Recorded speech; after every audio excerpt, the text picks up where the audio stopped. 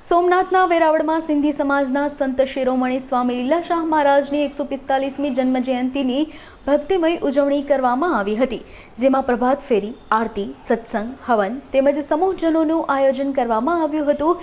ત્યારબાદ ઝૂલેલાલ બાલક મંડળી દ્વારા સત્સંગ અને બહેનો માટે આરતી સ્પર્ધાનું આયોજન કરવામાં આવ્યું હતું, જેમાં કુલ 42 જેટલી બહેનોએ અવનવી રીતે આરતીની થાળીઓ સજાવીને ભાગ લીધો હતો।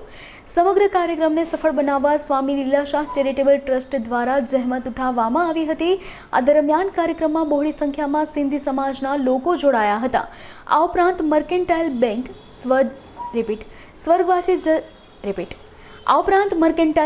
સ્વર્ગવાસી જસવંતી ભેડા, જગદીશ ફોફંડી અને જ્ઞાન ભાનુશાળીના સહયોગથી ઉનાળાના 3 માસ માટે નિઃશુલ્ક છાશ કેન્દ્ર ખુલ્લું મૂકવામાં આવ્યું હતું।